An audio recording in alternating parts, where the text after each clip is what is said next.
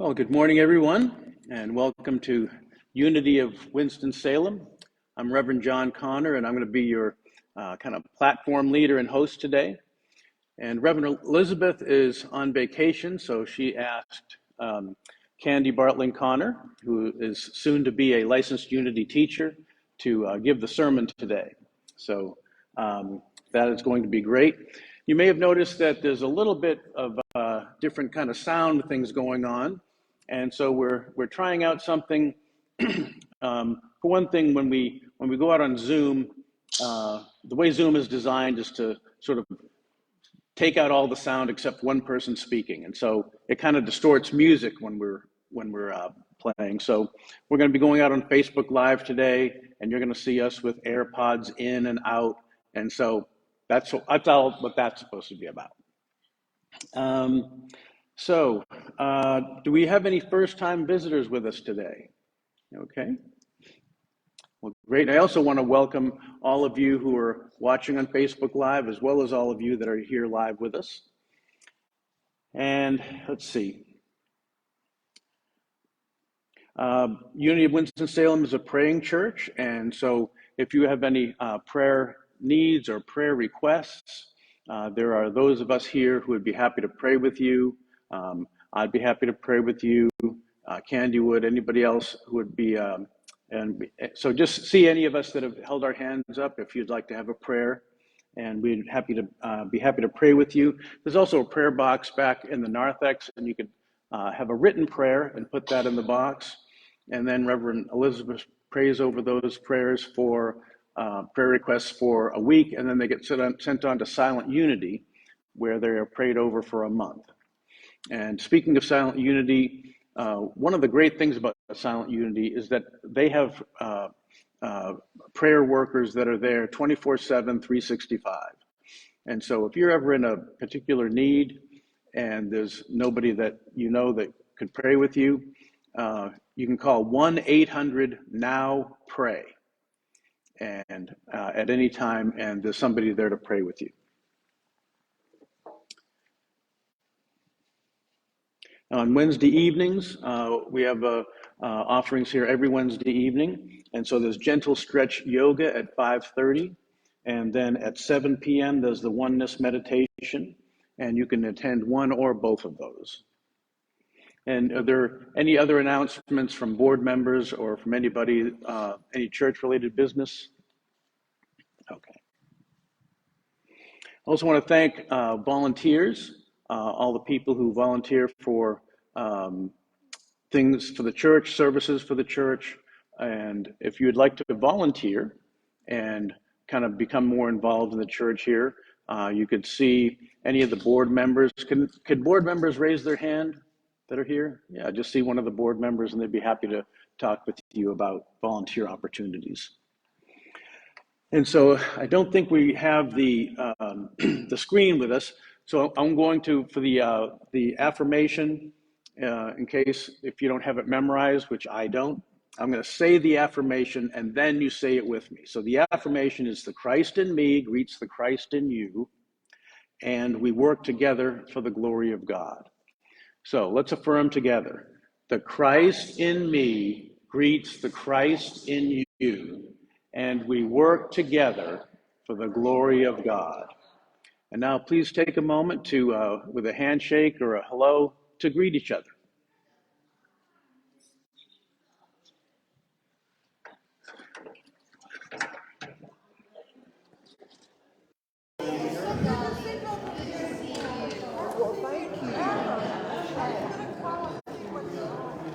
Hi, how are you? Nice to see you.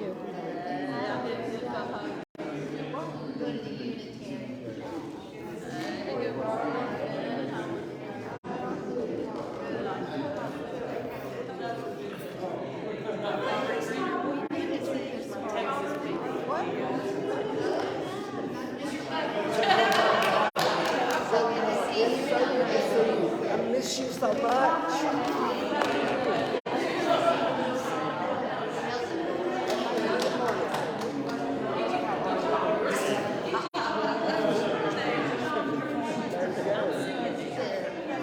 Good morning. Good to see you.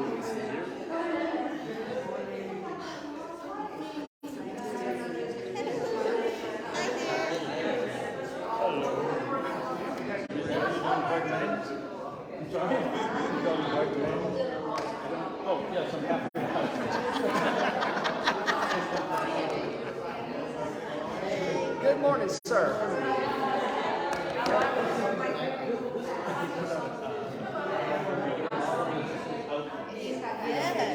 That would be a great thing, you know.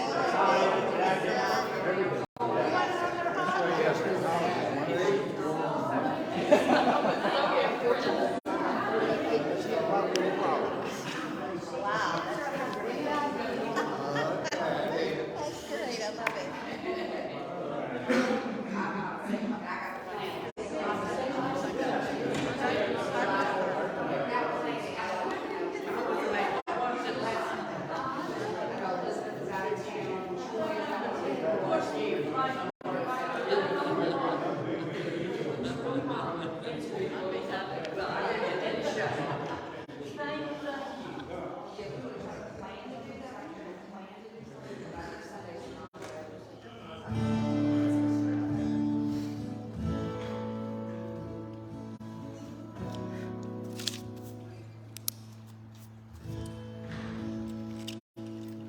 In the 80s, I was in Ireland, around the Dublin area for a few days. And it was during the time of Irish history where the Troubles, as they call them, were still going on. And so I took a trip to this place west of Dublin called Glendalough. And there's an old monastery there. And it's a valley, and there's two lakes, and they're almost close enough to touch, as it says in the song. And it seemed like a good metaphor for me that of highlighting and bringing peace to the area, and not trying to force things together, but just sort of let them be, and let everybody be at peace wherever the borders are. And so the song's called "A Safe Place."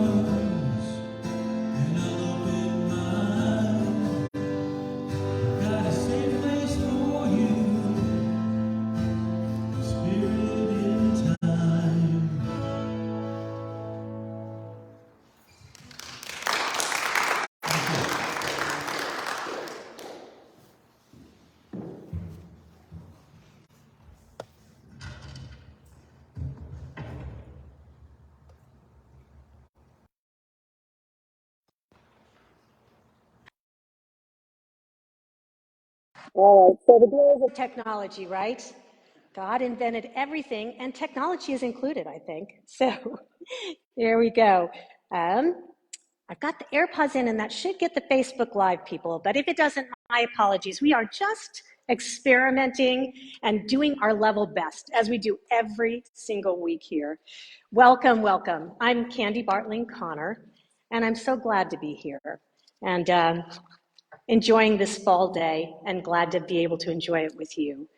So I'd like to start with a prayer, an opening prayer, but it's a song, so you may know it. It's written by a friend of mine, Michael Gott and Karen Drucker, and I'm just going to sing a cappella. So join in as you're able, and if you're not able, then just join me in prayer consciousness.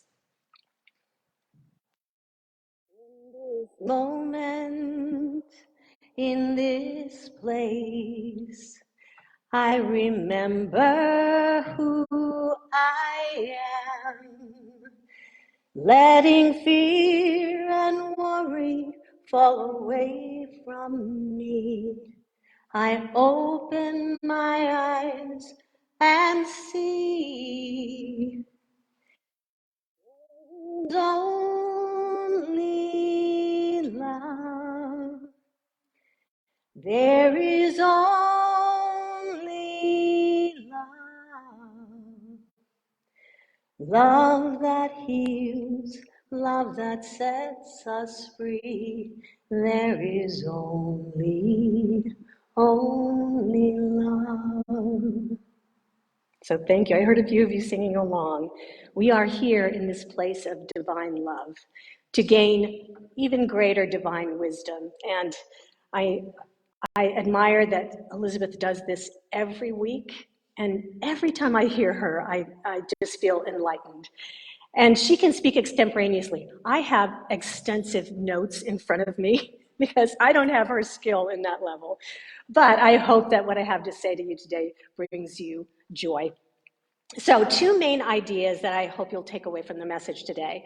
And one is the unity principle that thoughts in mind produce after their own kind. If you've been in unity for a while, you've probably heard that. So what we think is what we create. Now, sometimes that's a little simplistic, but I think in general, that attitude, what you bring, your thoughts that you bring to a situation do shape your experience and your perceptions and your understanding. So I think it's an important concept. And the second idea that I hope you to come away with today is an understanding of one of the 12 powers in unity. And that power that I'm going to focus on is strength. And guess what? I'm using you all as guinea pigs. So thank you in advance, because I have to present this lesson a week from tomorrow. And so I'm experimenting on you. So thank you for giving me this opportunity. So according to Unity founder Charles Fillmore, the 12 disciples of Jesus each represent the 12 powers or the 12 faculties of men, because we in Unity look at the Bible metaphysically. And so we understand it from a spiritual aspect, a spiritual relationship, not literally, but metaphysically. So those 12 powers, I have to memorize them, so I'll try it now. Life, imagination, power, judgment, understanding, zeal, elimination, faith, love, order, wisdom, and the one that I'm going to be focusing on is strength. So the idea is that each disciple is assigned a specific power, and there are lots of books. Eric Butterworth has written one about the 12 powers. Charles Fillmore wrote a book. I know Elizabeth has talked about that often. So the title of my message this week is based on the power of strength. And Andrew, the disciple Andrew, is the disciple who represents strength. His name in Greek, the Greek translation means strong man. And he was the first disciple chosen by Jesus. So think about that priority. The first choice of Jesus is the disciple that, according to Unity teachings, represents strength. It is important to be strong. And Charles Fillmore uses the phrase steadfast, sturdy, steady. And we think of strength exhibited in the story of David and Goliath and the story of Samson and Delilah. And in fact, in Ephesians 6:10, it says this: "Finally, be strong in the Lord and in the strength of his power." So I'm going to quote from Charles Fillmore in The 12 Powers of Man. He says, and you'll hear this phrase a lot this morning, "Be steadfast, strong, and steady in thought, and you will establish strength in mind and in body. Never let the thought of weakness enter your consciousness, but always ignore the suggestion and affirm yourself to be a tower of strength within and without." A tower of strength within and without. That is such a wonderful aspiration, such a wonderful goal. I have to tell you, I don't get there as often as I wish I did, maybe like some of you, but that idea of sticking with it, of doing things that are different, of just persevering is an important one. So, what I'd like you to do now is think of a time when you felt strong, steadfast, and stable. Think of a time when you persevered and you completed a difficult task, when you really put your back into it. And, Charles Fillmore assigns each disciple not only a power, but also a place in the body where that power manifests. And for Andrew, it's the small of the back. So think about, lifting with your back and putting your back into it. Think about a time when you have done that. And just as you're remembering that, let's kind of get in touch with that memory. Where did you feel that power physically? Let's flesh out the details of that memory, even if they're not totally accurate. That's okay. Just get in touch with that sense of determination and power. So in your memory, where are you? And what's your physical stance? What's your tone of voice?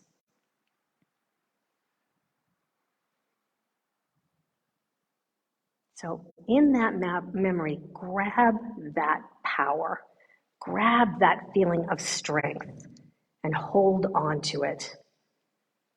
You are a tower of strength within and without. In fact, let's affirm this vision of ourselves as strength manifested. If you'd like to, I invite you to stand up, and I'd like you to assume that powerful stance. If you don't want to do it, that's okay too. At home, we can't see you, but you can still do it if you want to. Only the cat or dog will probably be aware, so stand up, assume that stance of power, and we're going to proclaim this week's affirmation, which is only 4 words, which is about all I can hold in my memory. So the 4 words are, I claim strength now. And from that place of power, I want you to repeat it with me. I claim strength now. That was good. That was impressive.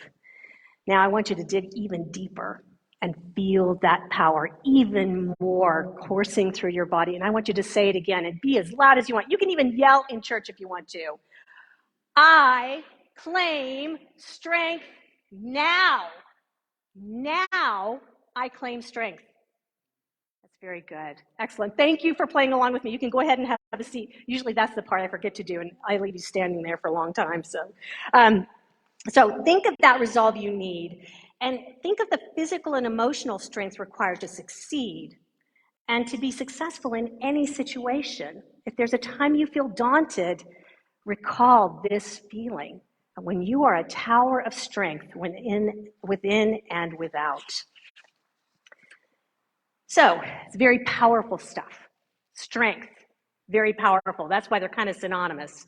But with this power, we can achieve things we never thought were possible. Raise your hand if you have done things that you never thought were possible just by persevering, just through determination and strength. Yeah. And that's what helps us grow. So it's very powerful. But as human beings, I'll say that we sometimes overlearn about strength, and we sometimes overuse this particular kind of strength. Think about traffic. Think about that annoying relative at Thanksgiving and that, strength. I'm not going to let this guy tell me what to do anymore. Think about your friends and neighbors who voted for the wrong political candidate. That I'm not putting up with that anymore. What's wrong with you people? And we have that idea of persevering and strength that comes from our humanity. It's based in, we are human beings. We have been fighting and fleeing and freezing for centuries. But we are also evolving. So we don't need that adversarial stance very often anymore. Really, if you think about it, we rarely need to be in an adversarial stance. But think of how much of your day, your week, you spend in an adversarial stance. Just waiting for somebody to come up, and you just try and say that to me. You think you're going to cut in front of me at the grocery store? I think you've got another thing coming. Who's responsible for this inflation? Why is gas going up? All of those things, we're ready for a fight. That's kind of where we're stuck. And Elizabeth talks about that as well. So what I'd like to do is shift things a bit and focus on a different aspect of strength, a different understanding of strength. That power, that dominion, it has its place, it has its purpose. But there are other kinds of strength that we may be neglecting. So at this time, I'm going to take time for meditation to help us shift our focus a little bit. In unity, meditation and prayer are the source for self-awareness and for connecting with our Christ consciousness. So that adversarial stance where the pit of your stomach is all, tightened up, that's not a spiritual stance. That's a human stance. So we are going to align ourselves with our Christ consciousness through meditation, our highest and our best selves. So as you're comfortable, I invite you to close your eyes. If you don't want to, you don't have to. If you'd like to put 2 feet on the ground, if that's comfortable for you, go ahead and do that. And take a deep breath in. And as you exhale, relax your shoulders. They're probably tensed up from that exercise we did. And take another deep breath in. And as you exhale, soften your face, unclench your jaw, begin to focus on your comfortable, deep breathing. And continue breathing in and out, just as you're comfortable. With each inhale, remember, we are grateful for our breath because it is an affirmation of our life. The air we breathe is a gift we share with all living beings. So take another deep breath in, and as you do, focus on people and places that feed you, they nurture you, they fill you with joy.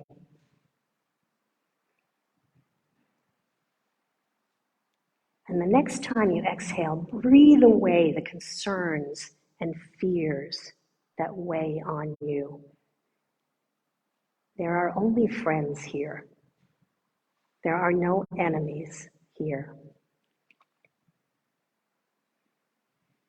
So let's turn our attention to our heart center. In fact, if you'd like, you can even place your hand on your heart. Feel it beating. We are grateful for our beating heart, which lets us greet each day with gladness. And as you continue your steady breathing, focus on a person or place that gladdens your heart. And feel your heart expand with that love. Hear the laughter of a loved one, the beauty of a song that brings you peace, the water lapping the shore, and allow that feeling of love to expand beyond you.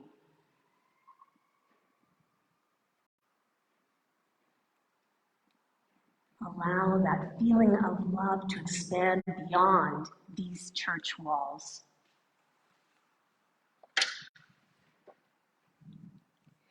We may come from different places.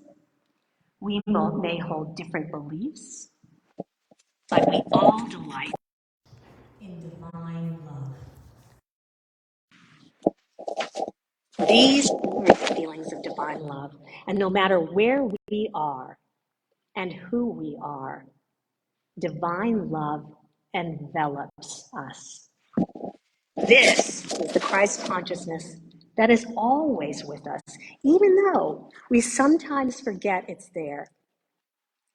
So allow the feeling of being loved and loving divinely to rest in your mind and your heart and your soul. Divine love is part of you. Divine love is what connects us. Now, as we bring ourselves and our awareness back to this time and this place, we continue to hold the joy of God's world within us.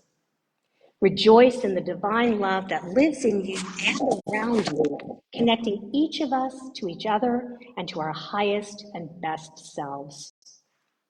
In the name and nature of Christ, we affirm that divine love transcends our differences to connect us, and we are grateful. Amen and amen. So the purpose of meditation is to expand our consciousness Christward. The difficulty about our traditional approach to strength is that it often focuses on physical strength that we need to fight an enemy. But think again about David and Goliath. Goliath's physical strength, his ability to dominate and conquer, did not protect him from David's slingshot. And think about Samson, who was brought down in his sleep by a bad haircut. So physical strength, domineering, dominating, conquering, conquest, that is a part of our culture, but it's based more in our human nature. When the gospel narrative speaks of the disciples recognizing and following Jesus, it symbolizes the fact that when we begin to function from spiritual awareness, all of our 12 faculties awaken to fuller expression and recognize active spiritual awareness as their inspiration. Active spiritual awareness as their inspiration. Fillmore says that prior to this awakening, our 12 faculties were almost entirely under the control of our personal consciousness and its narrow field. So think of how we were expanding during that meditation. We were moving out from ourselves to realize the Christ within as their true source. They accept Christ's leadership and work and serve to increase spiritual dominion and mastery, not of the physical world, of the spiritual world. So it's true, Christ chose Andrew first. And Andrew, that strength, that determination, that perseverance is essential to success. But it was Christ who was the decision maker, the one choosing. We cannot change others. That's one of the most frustrating things about being alive sometimes. We can't change other people, even if we know how they should be different, even if we know what they should be doing and what they're not doing, and what would be better if they did it that way. But what we can do is look to ourselves to see which part of ourselves is being triggered and reactive. We can't change them. We can change our reaction. And it's often that spiritual awareness, that it's always that spiritual awareness that leads the way. We do not need to be armored up. We are armored up. We do not need that armor today. How do you present your personal consciousness and its narrow field? You know, I can tell you that I feel pretty spiritual until somebody cuts me off on the freeway. And then I just armor right up. And my personal consciousness and its narrow field take right over. And I often have to correct my initial comment to bless that person as a child of God. It's not necessarily the first or easiest response. That's why going into prayer and going into meditation is so essential. So behaviors that indicate that you're in the presence of that human dominion, that limited consciousness. If you just need to be right, if you need to control the situation, or if you think, I see that person coming, I'm heading out the other way, or that person can't boss me around. Gary Simmons wrote a great book, and several of you were in the class with me. Thank you so much for participating in that. His book was called The I, first person pronoun, the eye of the storm, and he talks about how we perceive an enemy that is not there. And sometimes we create an enemy that is not there. That doesn't mean that there aren't people who don't like us. People may not like us, and we may not want to be best friends with somebody. But there's a difference between recognizing that and labeling and treating someone and reacting to someone as though that person is an enemy. So think, John's song, I asked him to sing it because I love the lyrics about lay down your arms and I'll open mine. So do you present yourself with open arms or with a closed fist? Are you ready for a fight instead of having an open hand and an open heart? So I'm going to pose a few comments from Gary Simmons' book, and I just want you to ponder those as I continue. Conflict can be defined as danger and opportunity. While conflict, there goes my AirPod. Yay, technology. I actually think the problem is I have them in the wrong ears. Thank you for this pause. One down. There we go. Maybe that Facebook hasn't been picking this up, but that's okay. All right. So conflict can be defined as danger and opportunity. While conflict feels uncomfortable and unsafe, it actually mirrors who we are not. If I react strongly to someone, that's an opportunity for me to examine myself. What do I feel I'm missing? Am I feeling, if this person makes me feel unworthy? Well, let me look at myself and examine, where does that feeling of unworthiness originate in me? That's my opportunity. So it gives us an opportunity to become aware of and to heal unconscious patterns. If we're looking out there, we can't change them and we're not changing ourselves. But if we become aware of ourselves, we have an opportunity to change.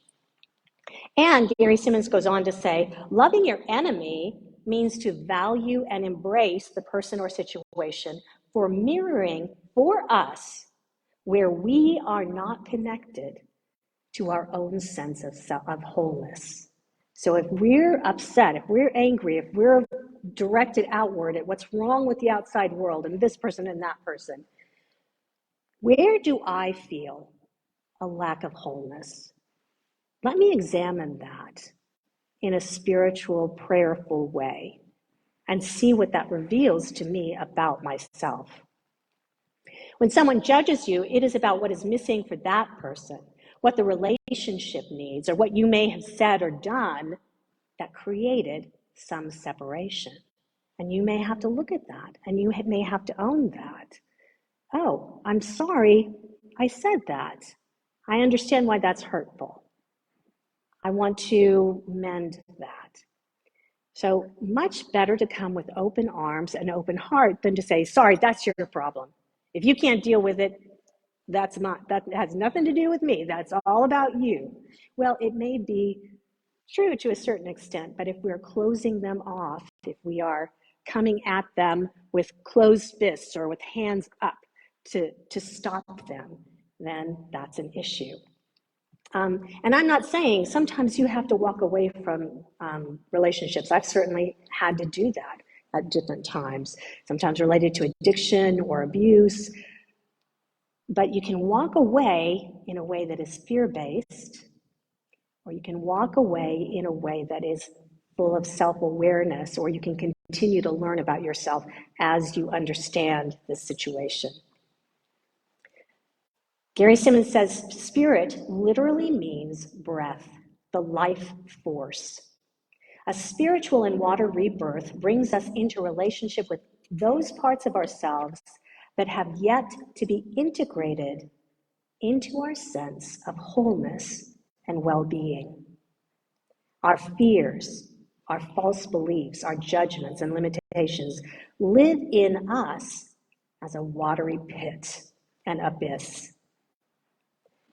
And this is one of my favorite sentences in his whole book. Conflict is our spiritual midwife. Conflict births awareness. It's not easy, it's messy, it's painful. You may want to avoid it. You may do a lot to avoid it, but ultimately that is the path to spiritual awareness. Through cleansing and purification, we breathe new life into our being. We awaken to possibilities that only conflict can reveal to us. Because if we're just nestled in our own world and don't have to look beyond ourselves, and we can just be very comfortable where we are. So that conflict gives us opportunity. Lao Tzu says, water is fluid, soft, and yielding. But water will wear away rock, which is rigid and cannot yield. As a rule, whatever is fluid, soft, and yielding will overcome whatever is rigid and hard. This is another paradox. What is soft is strong. What is soft is strong. John chapter 3, verse 5 says, I say to you, unless one is born of water and the Spirit, he cannot enter the kingdom of God. It's not about you're not worthy, you're not worthy. It's about looking at yourself and becoming more focused on your Christ consciousness. So that brute strength, the ability to endure and have strength, stability, and steadfastness is very important. But are you being steadfast from personal consciousness or from Christ consciousness? Ephesians chapter 4, verse 32 says, be kind to one another, tender-hearted, forgiving one another as God in Christ has forgiven you. Therefore, be imitators of God as beloved children, and live in love as Christ loved us. One of the simplest and most complex messages in Christianity and in other religions too. Love the unlovable, including the times when you feel yourself to be unlovable. The message is love. There is always love. There is only love. Thank you so much. I'm going to invite John to come up and sing his second song, and then we'll do the offertory.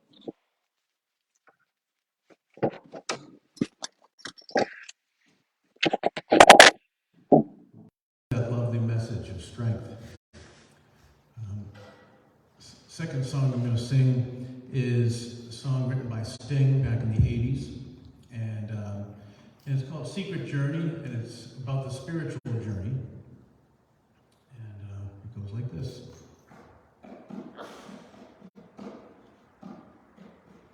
Upon a secret journey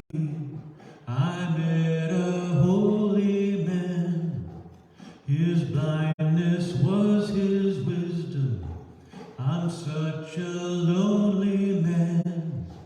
And as the world was turning, it rolled itself in pain. This does not seem to touch him. He pointed to the rain. You will see light in the darkness. You will make some sense of this. When you take your secret journey, you will be a holy one. And on the days that followed, I listened to his words. I strained to understand him. I chased his thoughts like birds. You will see light in the darkness. You will make some sense of this. When you take your secret journey, you will find this love you miss. You will see light in the darkness. You will make some sense of this. You will see joy in the sadness. You will find this love you miss. And when you take your secret journey, you will be a holy one. When you take your secret journey, you will be a holy one. Now you take your secret journey. Now you are the Holy One.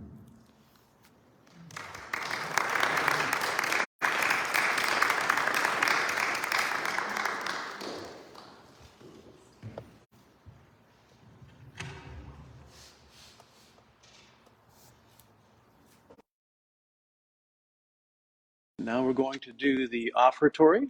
Oh, and now we're going to do the offertory.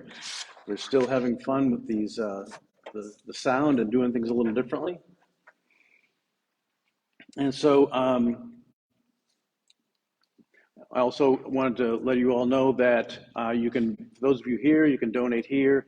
For those of you on Facebook, you can go to the Unity of Winston-Salem website, and there's a donate button there. And so please join me in the following prayer if you know it. Divine love through me blesses and multiplies all that I give, all that I receive, and I am grateful. Amen.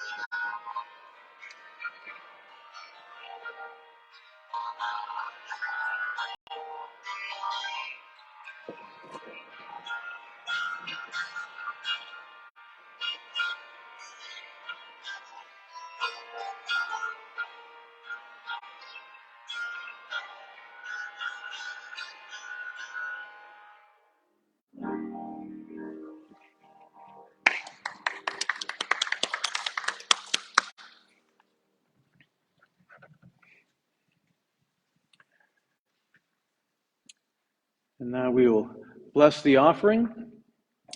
I give thanks for this visible evidence of the bounty of God. I send it forth with love and joy to do its perfect work. And thank you all for being here and for your blessed gifts. And now we'll take time to sing our peace song.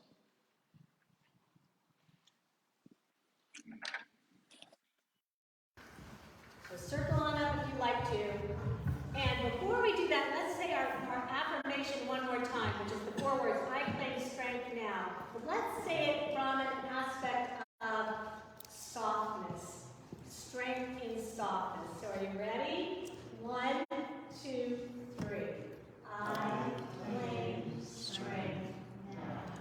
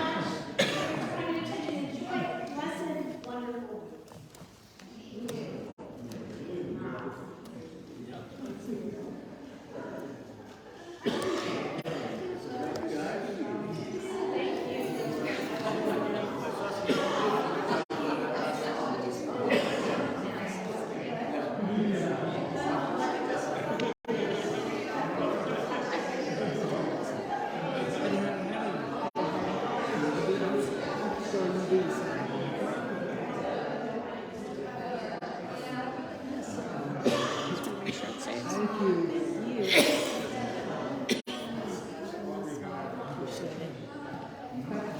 Yeah, finish.